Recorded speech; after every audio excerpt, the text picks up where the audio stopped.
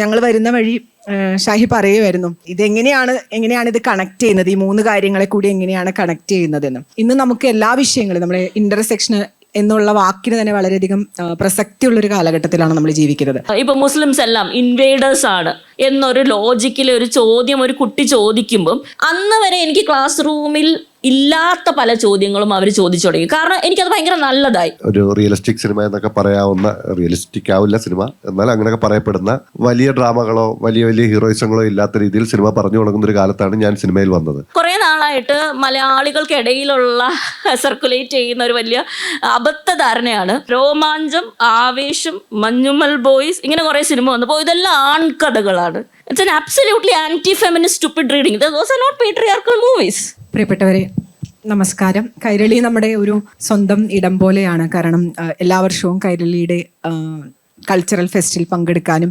കണ്ണൂരുള്ള നമ്മുടെ പ്രിയപ്പെട്ട സുഹൃത്തുക്കളെ കാണാനും അവസരം ലഭിക്കാറുണ്ട്. ഈ വട്ടം പതിവ് പോലെ പ്രിയപ്പെട്ട രണ്ട് സുഹൃത്തുക്കളപ്പുറം ഇപ്പുറം ഉണ്ട് എന്നുള്ള ഒരു അഡീഷണൽ സന്തോഷമുണ്ട്. ഇവിടെ നമുക്ക് തന്നിരിക്കുന്ന വിഷയം ഹിസ്റ്ററിയും സിനിമയും ജെൻഡറും എങ്ങനെയാണ് നമ്മളോട് ഈ കാലത്ത് സംസാരിക്കുന്നത്, അതിൻ്റെ പ്രാതിനിധ്യം എന്നുള്ള രീതിയിൽ രണ്ടുപേരും നമ്മുടെ കൂടെയുണ്ട്. അപ്പോൾ അവർക്ക് എന്തൊക്കെയാണ് നമ്മളോട് പങ്കുവെക്കാനുള്ളത്, ആ അർത്ഥത്തിൽ നമുക്ക് തുടങ്ങാമെന്ന് തോന്നുന്നു. ഞങ്ങൾ വരുന്ന വഴി ഷാഹി പറയുമായിരുന്നു എങ്ങനെയാണ് ഇത് കണക്ട് ചെയ്യുന്നത്, ഈ മൂന്ന് കാര്യങ്ങളെ കൂടി എങ്ങനെയാണ് കണക്ട് ചെയ്യുന്നതെന്ന്. യഥാർത്ഥത്തിൽ ഇന്ന് നമുക്ക് എല്ലാ വിഷയങ്ങളും നമ്മുടെ ഇന്റർസെക്ഷൻ എന്നുള്ള വാക്കിന് തന്നെ വളരെയധികം പ്രസക്തിയുള്ളൊരു കാലഘട്ടത്തിലാണ് നമ്മൾ ജീവിക്കുന്നത്. ഇപ്പോൾ ഹിസ്റ്ററി എന്ന് പറയുമ്പോൾ, ചരിത്രം എന്ന് പറയുമ്പോൾ, ചരിത്രം ഒരിക്കലും ഒറ്റയ്ക്ക് ഉണ്ടാവുന്നതല്ല. ചരിത്രത്തിൽ ആരാണ് ഇടപെടുന്നത്, ചരിത്രം എങ്ങനെയൊക്കെയാണ് ഇടപെടുന്നത്, അതിൽ സമൂഹം എങ്ങനെ, വ്യവസ്ഥ എങ്ങനെ, അധികാരം എങ്ങനെ, സ്വാതന്ത്ര്യം എങ്ങനെ, ഈ വിഷയങ്ങളൊക്കെ ചർച്ച ചെയ്യുന്ന ഒരു കാലഘട്ടമാണ്. പ്രത്യേകിച്ചും നമ്മൾ ഇത്രയും നാള് നമ്മൾ സ്കൂളിലൊക്കെ പാഠപുസ്തകങ്ങളൊക്കെ ചരിത്രം പഠിച്ചിരുന്നത് ആരോ എഴുതി വെച്ചൊരു ചരിത്രം നമ്മൾ വായിച്ച് പഠിച്ചു പോരുകയാണ്. ആ ചരിത്രത്തെ നമ്മൾ എങ്ങനെയാണ്, ചരിത്രത്തോട് തിരിച്ച് നമ്മൾ എന്തിന് ചോദ്യങ്ങൾ ചോദിക്കണം എന്നുള്ളൊരു കാലഘട്ടത്തിലാണ് നമ്മൾ നിൽക്കുന്നത്. ആ അർത്ഥത്തിൽ മാളവികയുടെ ഇടപെടലുകൾ, അല്ലെങ്കിൽ ഒരു ചരിത്ര അധ്യാപിക എന്നുള്ള രീതിയിലും ഗവേഷക എന്നുള്ള രീതിയിലും എന്തിനാണ് ചരിത്രത്തോട് ചോദ്യങ്ങൾ ചോദിക്കുന്നത് എന്ന് കാലികമായി സംസാരിച്ചുകൊണ്ടിരിക്കുന്ന ഒരാളാണ് മാളവിക. അപ്പോൾ മാളവികയോട് തന്നെ നമുക്ക് ചോദിച്ചു തുടങ്ങാം.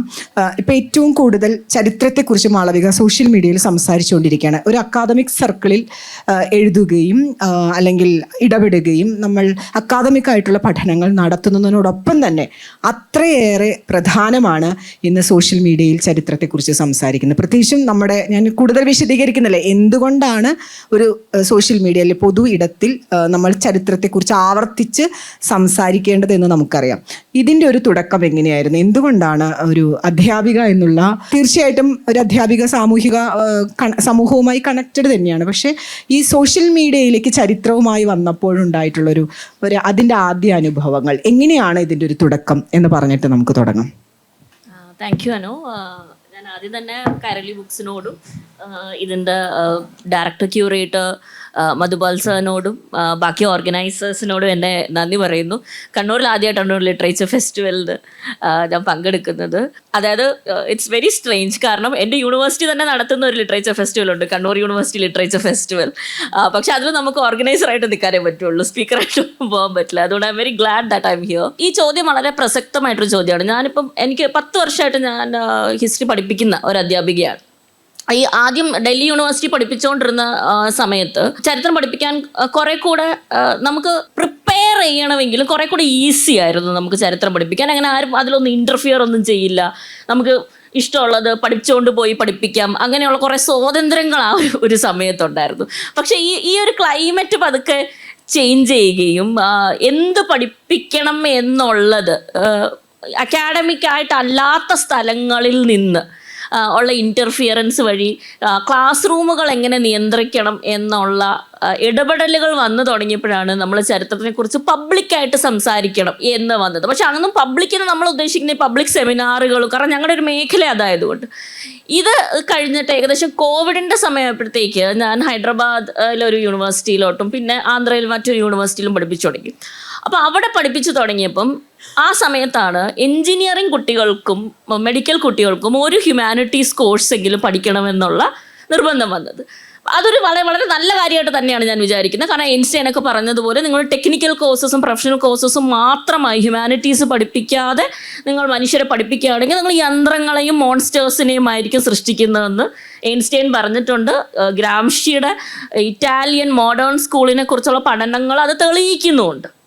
അപ്പം അത് വളരെ നല്ല കാര്യമായിട്ടാണ് ഞാൻ വിചാരിക്കുന്നത്. പക്ഷെ ഞാൻ അന്ന് അഭിമുഖീകരിച്ച ഒരു പ്രശ്നം എന്തെന്ന് പറഞ്ഞാൽ, ഒരു സെറ്റ് ഓഫ് എൻജിനീയേഴ്സിനെ നമുക്ക് എൻ്റെ മുന്നിൽ നമ്മൾ ഹിസ്റ്ററി അവതരിപ്പിക്കണം. അപ്പോൾ ഇവർക്ക് ഹിസ്റ്ററി പഠിക്കാൻ താല്പര്യമുണ്ട് എന്നുള്ളത് കൊണ്ട് വന്ന കുഞ്ഞുങ്ങളല്ല. അതുകൊണ്ട് തന്നെ അവർ അന്ന് വരെ എനിക്ക് ക്ലാസ് റൂമിൽ ഇല്ലാത്ത പല ചോദ്യങ്ങളും അവർ ചോദിച്ചു തുടങ്ങി. കാരണം എനിക്കത് ഭയങ്കര നല്ലതായി. കാരണം വളരെ ഫ്രഷ് ഐസോടെയാണ് അവർ ചരിത്രത്തിനെ കാണുന്നത്. വളരെ സിമ്പിളായിട്ടുള്ള ചോദ്യങ്ങൾ. അപ്പം അതിൻ്റെ കൂടെ എനിക്ക് മനസ്സിലായി, ഞാൻ ചരിത്രത്തിനെ കുറിച്ച് എൻ്റെ ട്രെയിനിങ്ങിൽ നിന്ന് വന്ന ചിന്തകളല്ലാത്ത ചിന്തകൾ ഈ ലോകത്ത് സർക്കുലേറ്റ് ചെയ്യുന്നുണ്ടെന്നും ആ സർക്കുലേഷൻ എവിടെ നിന്നാണ് വന്നതെന്ന് നമ്മൾ ആരാഞ്ഞപ്പോൾ അത് സോഷ്യൽ മീഡിയയിൽ നിന്നാണ് വന്നത്. അപ്പോൾ ആ സമയമാണ് ഏകദേശം കോവിഡിൻ്റെ സമയമായിട്ട് കോയിൻസൈഡ് ചെയ്യുന്നത്. അപ്പോൾ ഭയങ്കര വലിയ രീതിയിൽ പ്രൊപ്പഗാൻഡ ക്വസ്റ്റ്യനുകൾ ക്ലാസ് മുറികളിൽ വന്നു തുടങ്ങി. ഞാൻ പഠിപ്പിക്കുന്ന വിഷയവും പുരാതന ചരിത്രവും മധ്യകാല ചരിത്രവുമാണ്. അപ്പോൾ അതിനെക്കുറിച്ചുള്ള ചോദ്യങ്ങൾ പലപ്പോഴും ഈ വാട്സാപ്പ് യൂണിവേഴ്സിറ്റികൾ വഴി വന്നു തുടങ്ങിയ സമയത്ത് എവിടെ നിന്നാണ് ഈ ഒരു ക്വസ്റ്റ്യൻ വരുന്നത്, ഇപ്പോൾ മുസ്ലിംസ് എല്ലാം ഇൻവേഡേഴ്സാണ് എന്നൊരു ലോജിക്കിൽ ഒരു ചോദ്യം ഒരു കുട്ടി ചോദിക്കുമ്പം എനിക്ക് ആ കുട്ടിയോട് ദേഷ്യമല്ല വരേണ്ടത്. ഈ കുട്ടി എവിടെന്നോ ഈ കുട്ടി ഒരു വർഗീയവാദി ആയതുകൊണ്ടോ അല്ലെങ്കിൽ വർഗീയമായി ചിന്തിക്കുന്നത് കൊണ്ടോ അല്ല ആ ചോദ്യം വരുന്നത്. ഈ കുട്ടി എവിടെന്നോ ഇത് കേട്ട് പഠിച്ചതാണ്. ആ കുട്ടിക്ക് ഇത് ചോദ്യം ചോദിക്കാൻ പറ്റുന്ന ഒരിടം ക്ലാസ് മുറിയാണ്. അവനോ അവളോ അതോ വളരെ തുറന്ന് എന്നോട് ചോദിക്കുകയാണെങ്കിൽ ആ ഒരു കംഫർട്ട് ആ ക്ലാസ് മുറിക്ക് ഉണ്ടെന്നാണ് അർത്ഥം. നമ്മൾ മിണ്ടാതിരിക്കടി എന്ന് പറയുന്നതിനേക്കാളും ആ ക്വസ്റ്റ്യനെ അഭിമുഖീകരിക്കുക. ഒന്ന്, ആ ക്വസ്റ്റ്യൻ്റെ ഉറവിടം തേടിപ്പോവുക. അങ്ങനെ ഉറവിടം തേടിപ്പോയപ്പോൾ എനിക്ക് മനസ്സിലായത് പലപ്പോഴും വളരെ വെൽ മെയ്ഡ് ആയിട്ടുള്ള യൂട്യൂബ് വീഡിയോകളിൽ നിന്നും ഇൻസ്റ്റാഗ്രാം വീഡിയോകളിൽ നിന്നുമാണ് ഇവരിത് മനസ്സിലാക്കുന്നത്. അങ്ങനെ പക്ഷേ ഇതിന് മറു കണ്ടന്റ് ഉണ്ടോ, is there a counter to this എന്ന് ചോദിക്കുമ്പം സാധാരണ ഒരു UG സ്റ്റുഡൻറ്റിന് മനസ്സിലാക്കുന്ന അല്ലെങ്കിൽ ഒരു ലേമന് മനസ്സിലാകുന്ന ഭാഷയിലുള്ള ചരിത്രത്തിനെ കുറിച്ചിട്ടുള്ള വീഡിയോസോ അല്ലെങ്കിൽ ബാക്കിയുള്ള വിഷയങ്ങളെ കുറിച്ചിട്ടുള്ള വീഡിയോസോ സോഷ്യൽ മീഡിയയിൽ ഇല്ലായിരുന്നു. അങ്ങനെ ഞാൻ തന്നെ 1-2 വീഡിയോ ഒക്കെ ചെയ്തു തുടങ്ങി. വളരെ വലിയ പരാജയമായിരുന്നു അത്. കാരണം നേരത്തെ ഇവിടെ പറഞ്ഞ പോലെ എഡിറ്റിംഗ് എന്ന് പറയുന്ന സാധനമേ എനിക്കറിയില്ല. So it was very bad. പക്ഷേ ഇത് ചെയ്തുകൊണ്ടിരുന്ന സമയത്ത് ബിജുമോഹൻ എന്ന് പറഞ്ഞ ഒരു യൂട്യൂബറിനെ ഞാൻ പരിചയപ്പെടുന്നു. അപ്പോൾ ബിജുമോഹൻ ഇങ്ങനെ റാൻഡമായിട്ട് എന്നെ അന്ന് മെനിസ്ട്രേഷൻ്റെ ചരിത്രത്തിനെ കുറിച്ച് പഠിച്ചുകൊണ്ടിരിക്കുന്ന ഒരു സമയം കൂടിയാണ്. അപ്പോൾ ഏതോ ഒരു വേദിയിൽ ഇതുപോലെ മെനിസ്ട്രേഷൻ്റെ ചരിത്രം പറഞ്ഞുകൊണ്ടിരുന്ന സമയത്ത് അദ്ദേഹം എന്നോട് ഇങ്ങനെ ചോദിക്കുന്നു, ഒരു വീഡിയോ ചെയ്യാവുന്നു. അപ്പോൾ ഞാൻ വീഡിയോ ചെയ്യാമെന്ന് പറയുന്നു. പിന്നെ അതൊരു ലോങ് ഫ്രണ്ട്ഷിപ്പായിട്ട് മാറുകയും പലപ്പോഴും വീഡിയോസിൻ്റെ അടിയിൽ വരുന്ന കമൻറ്റുകളെ വെച്ചിട്ട് അടുത്ത വീഡിയോ ചെയ്യുക. അന്ന് കോവിഡ് സമയമായതുകൊണ്ട് ഇഷ്ടംപോലെ സമയവും എൻ്റെ കയ്യിലുണ്ടായിരുന്നു. ഞാൻ ആന്ധ്രാപ്രദേശിലൊരു യൂണിവേഴ്സിറ്റിയിൽ ഒരു ബയോഡോമിൽ അകപ്പെട്ടു പോയി. അപ്പോൾ ഒരു ഫ്ലാറ്റിൽ വേറെ ഒരു മനുഷ്യരെയും കാണാതെ ഏകദേശം 4 മാസത്തോളം താമസിച്ച സമയമാണ്. അപ്പോൾ I had a lot of time on my hands. അങ്ങനെ വീഡിയോസ് ചെയ്തു തുടങ്ങി. വീഡിയോസ് ചെയ്യുമ്പോഴും ഞാൻ വിചാരിക്കുന്നത് ഇതൊരു 1000 പേര് മാക്സിമമാണ് ഞാൻ വിചാരിക്കുന്നത്. ഒരു 600-1000 പേര് കാണും. പക്ഷെ ഞാൻ ഹാപ്പിയാണ്. കാരണം ഒരു ഹോളിൽ നിറയെ ആൾക്കാരാണല്ലോ 1000 എന്ന് പറയുന്നത്. അപ്പോൾ എൻ്റെ ലോജിക്ക് അങ്ങനെയാണ്, 1000 പേരിലെത്തുമല്ലോ എന്നുള്ളത്. പക്ഷേ ആ സമയത്ത് മലയാളി ഓഡിയൻസ് എന്നെ ഭയങ്കരമായിട്ട് അത്ഭുതപ്പെടുത്തി. കാരണം വലിയ രീതിയിൽ ആൾക്കാർ കാണുന്നു, ആൾക്കാർ തപ്പിപ്പിടിച്ച് എൻ്റെ ഫോൺ നമ്പർ കണ്ടുപിടിച്ച് വിളിക്കുന്നു, ഭയങ്കര റിസപ്ഷൻ വരുന്നു, തർക്കിക്കുന്നു. എനിക്ക് എൻ്റെ ജീവിതത്തിൽ ആദ്യമായിട്ട് ഹെയ്റ്റ് മെയിൽ വരുന്നു, തെറി എഴുതിയ കത്തുകൾ. എനിക്കാണെങ്കിൽ ആ മലയാളത്തിൽ അത്രയും തെറി അറിയില്ല. അപ്പം ഞാനിങ്ങനെ പലപ്പോഴും എൻ്റെ പാർട്ട്ണറിനെ വിളിച്ചിട്ട് ചോദിക്കുന്നു ഇതെന്താണ് എന്ന്. പക്ഷെ ആ ഒരു സമയത്ത് എനിക്ക് ആ കിട്ടിയ റിസപ്ഷൻ എൻകറേജ് മീലോട്ട്, അതായത് ചരിത്രം കേൾക്കാൻ ആഗ്രഹിക്കുന്ന, ചരിത്രത്തിന് പല ഏടുകളും കുറച്ചും കൂടെ ഡെപ്തിൽ മനസ്സിലാക്കാൻ ശ്രമിക്കുന്ന, അല്ലെങ്കിൽ അങ്ങനെ അതിൻ്റെ ഡിബേറ്റ്സിലോട്ട് ഇറങ്ങിച്ചെല്ലാൻ ആഗ്രഹിക്കുന്ന ഒരു ഓഡിയൻ മലയാളിയുടെ ഇടയ്ക്കുണ്ടെന്ന് മനസ്സിലാകുകയും അങ്ങനെ പിന്നെ ആ പ്രോസസ്സിൽ ഏർപ്പെടുകയും ചെയ്തു. ബട്ട് ഞാനെന്നുള്ള ഹിസ്റ്റോറിയനെ അത് ഭയങ്കരമായിട്ട് ഹെൽപ്പ് ചെയ്തിട്ടുണ്ട്. ആ ഹെൽപ്പ് പലപ്പോഴും നമുക്ക് പലപ്പോഴും അക്കാഡമിക് ലാംഗ്വേജിൻ്റെ ആ പരിമിതികൾ ഭേദിക്കാൻ സഹായിച്ചിട്ടുണ്ടോ ഒന്ന്. രണ്ട്, നേരത്തെ നമ്മുടെ സെഷൻ്റെ ടൈറ്റിൽ പറഞ്ഞ പോലെ ഇപ്പോൾ സിനിമയുടെ റെഫറൻസ് പറഞ്ഞ്, ഇപ്പോൾ എൻ്റെ ഏറ്റവും ഹിറ്റായിട്ടുള്ള റെഫറൻസ് ഇപ്പോഴും എൻ്റെ സ്റ്റുഡൻസിൻ്റെ ഇടയ്ക്കുള്ള റെഫറൻസ് എന്ന് പറഞ്ഞാൽ സംഘകാലഘട്ടം ബ്ലാക്ക് പാന്തർ സിനിമ കണ്ടാൽ നിങ്ങൾക്ക് മനസ്സിലാവും. ബ്ലാക്ക് പാന്തർ സിനിമയിൽ ബ്ലാക്ക് പാന്തറിൻ്റെ വക്കാണ്ട എന്ന് പറഞ്ഞ ആ രാജ്യം നിങ്ങൾ എടുത്ത് നോക്കിയാൽ അവിടെ 5 വിധത്തിലുള്ള ട്രൈബ്സ് ഉണ്ട്. ഒരു റിവർ ട്രൈബിനെ നിങ്ങൾക്ക് കാണാം, ഒരു മങ്കി ട്രൈബിനെ നിങ്ങൾക്ക് കാണാം, ഒരു പ്ലെയിൻസ് ട്രൈബിനെ നിങ്ങൾക്ക് കാണാം. ഈ സ്ട്രക്ചർ ബ്ലാക്ക് പാന്തർ അല്ലെങ്കിൽ വക്കാണ്ട ഫോർ എവർ സിനിമ നിങ്ങൾ കാണുകയാണെങ്കിൽ നിങ്ങൾക്ക് മനസ്സിലാകുമെങ്കിൽ സംഘകാലഘട്ടത്തെ 5 ഇണകളെ നിങ്ങൾക്ക് ഭയങ്കര കൃത്യമായിട്ട് മനസ്സിലാകും. ഞാൻ അവിടെ നിന്ന് കഷ്ടപ്പെട്ട് മരുതം, നെയ്തൽ, മുല്ലൈ, പാലൈ എന്ന് പഠിപ്പിക്കുന്നതിനേക്കാളും this becomes very easy for them. ഞാൻ എൻ്റെ ക്ലാസ്സിൽ മീംസ് യൂസ് ചെയ്തിട്ടാണ് പലപ്പോഴും പിള്ളേരോട് സംവദിക്കുന്നത്. And I think as teachers on the one hand, as historians on the other, ഈ എൻഗേജ്മെൻറ്റ് വലിയ ആവശ്യമാണ്. മൊഡേണിറ്റിയുടെ ലാംഗ്വേജാണ് സിനിമ. ആ ലാംഗ്വേജ്, സിനിമ എന്ന് പറയുന്നത് മാധ്യമം മാത്രമല്ല, ഒരു ഭാഷയാണ്. ആ ഭാഷയെ നമുക്ക് നമ്മുടെ കൈപ്പിടിയിൽ കുറച്ചെങ്കിലും ഒതുക്കാൻ പറ്റിയ നമ്മൾ ബെറ്റർ കമ്മ്യൂണിക്കേറ്റേഴ്സും ബെറ്റർ ടീച്ചേഴ്സും മേ ബി ഈവൻ ബെറ്റർ ഹിസ്റ്റോറിയൻസും ആകാൻ പറ്റുമേ. സത്യത്തിൽ ചരിത്രം എന്ന് പറയുന്നത് നിർമ്മിതി മാത്രമല്ല അപനിർമ്മിതി കൂടിയാണ് എന്നുള്ള പോയിന്റിൽ നമ്മൾ സംസാരിച്ച് തുടരാമെന്ന് തോന്നുകയാണ്. കാരണം ഇപ്പോൾ ഷാഹിയെ പറ്റി പറയുമ്പോൾ എല്ലാവരും പറയാറുള്ള, ഇപ്പോൾ ഇവിടെ നമ്മുടെ ആങ്കർ തന്നെ പറഞ്ഞു, യഥാർത്ഥ പോലീസ് ചരിത്രം സിനിമയാക്കിയ ആളെന്ന്. യഥാർത്ഥ പോലീസ് ചരിത്രം, ഈ ഷാഹിയോട് ചോദിക്കാനുള്ള എന്താണ് ഈ യഥാർത്ഥ പോലീസ് ചരിത്രവും യഥാർത്ഥ പോലീസ് ചരിത്രം? ഇപ്പം നമ്മൾ ഷാഹിയുടെ സിനിമകളിൽ കാണുന്ന ഇപ്പോൾ ജോസഫ് ആയാലും റോന്ത ആയാലും ഈ സിനിമകളിലൊക്കെ യഥാർത്ഥത്തിലുള്ള പോലീസാണ് അതിനുശേഷം സിനിമയിലേക്ക് വന്ന ആളാണ്. അപ്പോൾ അതുകൊണ്ട് തന്നെ ഈ യഥാർത്ഥത്തിലുള്ള ഈ പോലീസ് ചരിത്രം തന്നെയാണോ, ഇങ്ങനെയൊക്കെ തന്നെയാണോ യഥാർത്ഥത്തിലുള്ള പോലീസ് ചരിത്രം? ഇങ്ങനെയൊക്കെ തന്നെയാണോ ചരിത്രത്തിലുള്ള നമ്മുടെ സാമൂഹിക ചരിത്രത്തിലുള്ള പോലീസ്? ഇങ്ങനെയൊക്കെ തന്നെയാണോ ഈ യഥാർത്ഥത്തിലുള്ള ചരിത്രം നമുക്ക് അങ്ങനെ ആവിഷ്കരിക്കാനായിട്ട് പറ്റുമോ? പോലീസിൻ്റെ യഥാർത്ഥ അധികാരവും അതായത് സാമൂഹിക ജീവിതത്തിലെ അധികാരവും ഈ സിനിമയിലെ അധികാരവും സെയിം തന്നെയാണോ? അതങ്ങനെ തന്നെ ആവിഷ്കരിക്കാനുള്ള സ്വാതന്ത്ര്യമൊക്കെ ഒരു ഡയറക്ടർക്ക് കിട്ടുമോ എന്ന് തുടങ്ങിയാലോ നമുക്ക്? സത്യത്തിൽ ഇത് യാഥാർത്ഥ്യമല്ല, ഇതൊരു സിനിമ മാത്രമാണ്. അല്ലെങ്കിൽ കാലാകാലങ്ങളായി ഇവിടെ ഇതിനു മുമ്പ് എടുക്കപ്പെട്ട പല സിനിമകളും, മലയാളത്തിൽ എടുക്കപ്പെട്ട സിനിമകളിലെയും നായക കേന്ദ്രീകൃത ഹീറോയിക് പരിപാടികളിൽ നിന്നും ഒരു മാറ്റം ഉണ്ടായി. ഒരു റിയലിസ്റ്റിക് സിനിമ എന്നൊക്കെ പറയാവുന്ന, റിയലിസ്റ്റിക് ആവില്ല സിനിമ, എന്നാൽ അങ്ങനെയൊക്കെ പറയപ്പെടുന്ന വലിയ ഡ്രാമകളോ വലിയ വലിയ ഹീറോയിസങ്ങളോ ഇല്ലാത്ത രീതിയിൽ സിനിമ പറഞ്ഞു തുടങ്ങുന്നൊരു കാലത്താണ് ഞാൻ സിനിമയിൽ വന്നത്. അപ്പോൾ ആ സമയത്ത് പോലീസ് സിനിമയിൽ തന്നെ ഒരു നല്ല മാറ്റം ഉണ്ടായിരുന്നു. എനിക്കൊന്ന് ആക്ഷൻ ഹീറോ ബിജു, ഒരു ഹീറോ, അതിൻ്റെ അത്രയും ഹീറോ ഉണ്ട്, പക്ഷേ ഏറെക്കുറെ നമ്മൾ അതുവരെ കണ്ട് ശീലിച്ച പാറ്റേണിൻ്റെ വെളിയിലുള്ളൊരു സിനിമയായിരുന്നത്. ആൾക്കാർക്ക് കുറച്ചുകൂടെ റിലേറ്റ് ചെയ്യാൻ പറ്റുന്നു, സാധാരണ പോലീസ് അല്ലെങ്കിൽ ഒരു സ്റ്റേഷനിൽ നടക്കുന്ന സംഭവങ്ങളെന്നും പറഞ്ഞു കണ്ടു. അതിനേക്കാളും കുറച്ചുകൂടെ കൃത്യമായൊരു പോലീസ് സ്റ്റേഷനിലെ പ്രവർത്തനങ്ങളെ കൃത്യമായി, അല്ലെങ്കിൽ ഒരു കേസിനെ കൃത്യമായി റെഫർ ചെയ്തൊരു സിനിമ തൊണ്ടിമൂലം ദൃക്സാക്ഷിയാണ്. അപ്പോൾ ആ സിനിമയ്ക്ക് ശേഷമാണ് ആ 2 സിനിമകൾ ഇവിടെ അംഗീകരിക്കപ്പെടുന്നതിൻ്റെ ഭാഗമായി ഞാൻ സൃഷ്ടിച്ച കഥകൾ എന്താ പറയുന്നത്, കണ്ടു കഴിഞ്ഞാൽ മറ്റ് ഹീറോയിക് എലമെൻറ്റുകളില്ലാതെ ഒരു യാഥാർത്ഥ്യ ബോധത്തോടുകൂടി ഒരു സാധാരണക്കാരന് വലിയ ഹീറോയിസ് ഇല്ലാതെ അവനവന് ടച്ച് ചെയ്യാൻ പറ്റുന്ന രീതിയിൽ എഴുതപ്പെട്ടു എന്നുള്ളേ ഉള്ളൂ എൻ്റെ പോലീസ് കഥകൾ. അതൊരിക്കലും യഥാർത്ഥ പോലീസ് ചരിത്രമോ ഹിസ്റ്ററിയോ ഒന്നും അല്ല. അത് സിനിമ കാണുന്ന ആൾക്കാരെ എൻഗേജ് ചെയ്യിക്കാൻ വേണ്ടി തന്നെ കൃത്യമായി അല്ലെ കൃത്രിമമായി സൃഷ്ടിച്ചെടുക്കുന്ന ഒന്ന് തന്നെയാണ്. ഏറെക്കുറെ ഞാൻ ചെയ്ത സിനിമകളിൽ ഒരു യാഥാർത്ഥ്യം എന്ന് പറയാവുന്നത് ലാസ്റ്റ് ഞാൻ ചെയ്ത റോന്ത എന്ന് പറയുന്ന സിനിമയാണ്. കാരണം അതിൽ എൻ്റെ കുറച്ച് ജീവിതാനുഭവങ്ങളും എൻ്റെ സുഹൃത്തുക്കളുടെ ജീവിതാനുഭവങ്ങളും ആ സിനിമയിലുണ്ട്. അല്ലാതെ അതിനു മുമ്പുള്ളതോ അതിന് ശേഷം വരാൻ പോകുന്ന സിനിമകൾക്ക് യാഥാർത്ഥ്യവുമായി യാതൊരു ബന്ധവുമില്ല, അങ്ങനെ തോന്നിപ്പിക്കുന്നു എന്നേ ഉള്ളൂ. ഓക്കെ, ഇതിനോട് കണക്ട് ചെയ്ത് മാളവിയോട് ചോദിക്കാൻ തോന്നുന്നു. ഇപ്പോൾ ആക്ഷൻ ഹീറോ ബിജുവിനെ കുറിച്ച് ഷാഹി സംസാരിച്ചു. അത് സാധാരണക്കാർക്ക് ടച്ച് ചെയ്യുമെന്നാണ് പറയുന്നത്.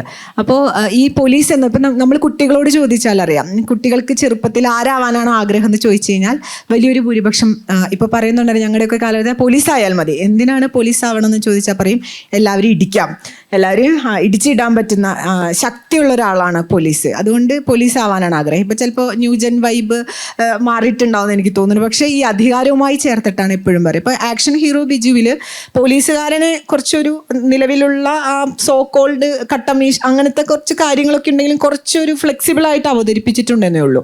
പക്ഷെ നമ്മൾ ഈ പറയുന്ന സാമൂഹിക ചരിത്രത്തോട് തികച്ചും ആ സാമൂഹിക ചരിത്രത്തിൽ നീതീകരിച്ചുകൊണ്ട് തന്നെയുള്ളൊരു കഥാപാത്രമായിട്ട് തന്നെയാണ് അതിൽ വരുന്നത്. എങ്ങനെയാണ് ഒരു പോലീസ് ആക്ഷൻ ഹീറോ, ആ വാക്ക് തന്നെ നമുക്കറിയാം, ആക്ഷൻ ഹീറോ എന്നുള്ളൊരു വാക്ക് തന്നെ വരുന്നു.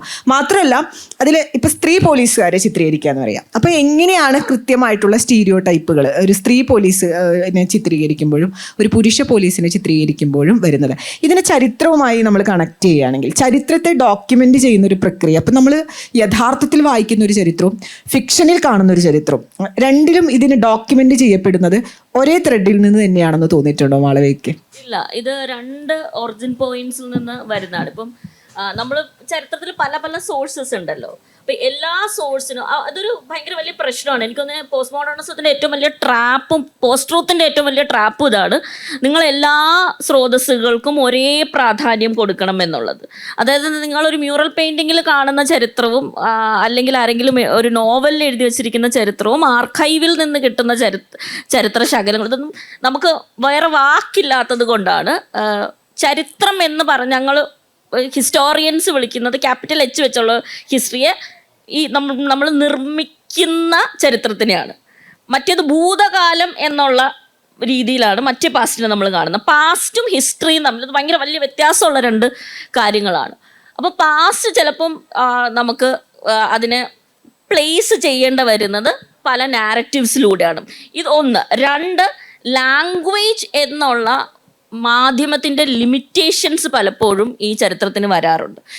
ഇപ്പോൾ ഫോർ ഇൻസ്റ്റൻസ് ഒരു കോടതി ഭാഷയിൽ എഴുതപ്പെടുന്ന ഡോക്യുമെൻറ്റ്സിന് ഒരു പ്രത്യേക വാട്സാപ്പിൽ സർക്കുലേറ്റ് ചെയ്ത ഒരു മഹാത്മാ അയ്യങ്കാളി എഴുതിയ ഒരു ലെറ്ററുണ്ട്. മഹാത്മാ അയ്യങ്കാളി അതിൽ ഭയങ്കര റെവല്യൂഷണറി കാര്യങ്ങളാണ് ചോദിക്കുന്നത്. അതായത് ദളിത് മനുഷ്യർക്ക് സ്ഥലം കൊടുക്കണം എന്നാണ് പറയും. കൊടുത്ത സ്ഥലം വിളപ്പിൽ ശാലയാണെന്ന് ഓർക്കണം.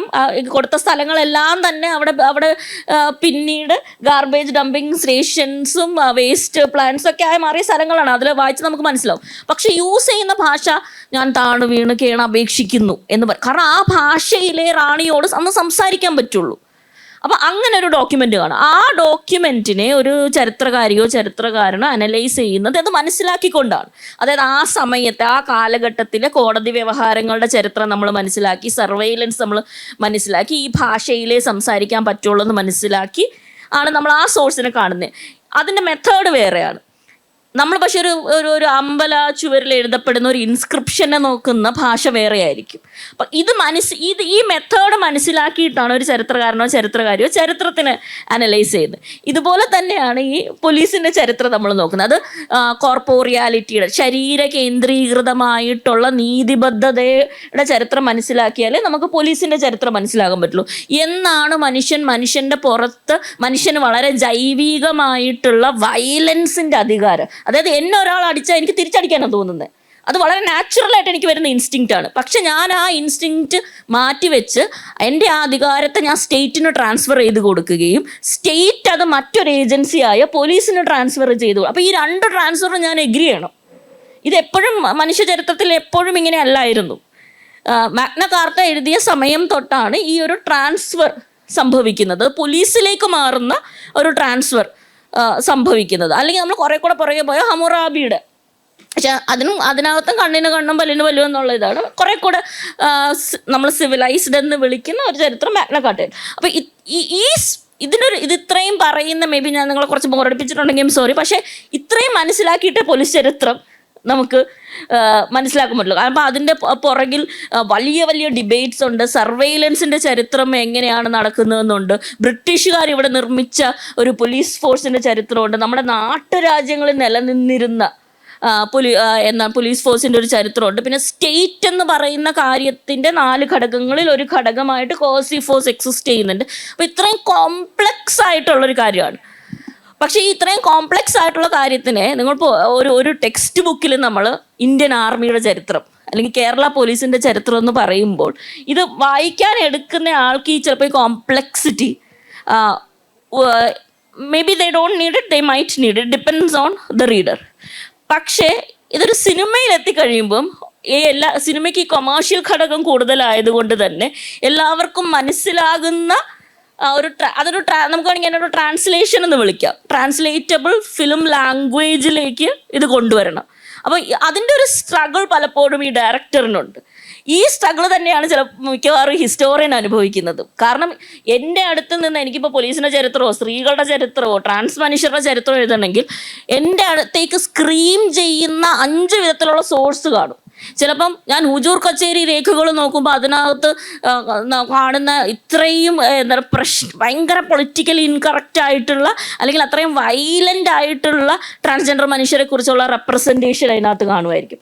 But at the same time Tamil പാട്ടുകൾ എടുത്ത് നോക്കുകയാണെങ്കിൽ അല്ലിക്കഥകൾ എന്ന് പറഞ്ഞ് എഫമിനേറ്റ് ആയിട്ടുള്ള പുരുഷന്മാരെ കേന്ദ്ര കഥാപാത്രങ്ങളാക്കി ലൊക്കേറ്റ് ചെയ്യുന്ന അല്ലിക്കഥകളുടെ അല്ലി കോമിക്സ് ഭയങ്കരമായിട്ട് എൻജോയ് ചെയ്തുകൊണ്ടിരുന്ന അത് കോമിക്കലായിട്ട് തന്നെ മനസ്സിലാക്കി അതിൻ്റെ റിസപ്ഷൻ ഭയങ്കരമായിട്ടുള്ള ഒരു കാലഘട്ടം തമിഴ് കാലഘട്ടത്തിലുണ്ട്. അപ്പോൾ ഇതിനേത് ഞാൻ ചൂസ് ചെയ്യും. അപ്പോൾ ഒരു ഡയറക്ടർ അല്ലെങ്കിൽ ഒരു സ്ക്രീൻ പ്ലെയർ ആയിട്ട് ഒരു സ്ക്രീൻ പ്ലേ എഴുതുമ്പോൾ ഇന്ന സീൻ എഴുതുന്ന പോലെ I have to pick and choose which source do I trust. ഞാൻ ഏത് സ്രോതസ്സിന് ഏത് പ്രമാണത്തെ ഞാൻ വിശ്വസിക്കും. അപ്പോൾ ഇതിന് പക്ഷേ ഹിസ്റ്റോറിയന് ഒതൻറ്റിസിറ്റിയുടെ കൂടെ നിൽക്കേണ്ട വലിയ ആവശ്യമുണ്ട്. നമുക്ക് ക്രിയേറ്റീവ് ലിബർട്ടി വളരെ കുറവുള്ള ഒരു ഫീൽഡാണ് ഹിസ്റ്ററി എന്ന് പറയുന്നത്. കാരണം ഇന്ന സോഴ്സ് ഉണ്ടെങ്കിലേ നമുക്ക് സംസാരിക്കാൻ പറ്റുള്ളൂ. പക്ഷേ ഡയറക്ടറിന് അങ്ങനെയല്ല.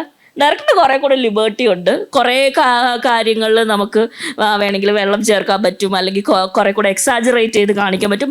അപ്പോൾ ഹെയ്ഡൻ വൈറ്റ് പോലുള്ള സ്കോളേഴ്സ് പറയുന്നത് അത് ആവശ്യമാണ്. അത് സിനിമയുടെ ലാംഗ്വേജാണ്. നമ്മൾ അംഗീകരിച്ച് ഇപ്പോൾ സിനിമ 100% ഹിസ്റ്റോറിക്കലാണോ എന്ന് ഒരു ചരിത്രകാരനോ ആർക്കും വാദിക്കാൻ പറ്റില്ല. കാരണം അത് പറ്റില്ല.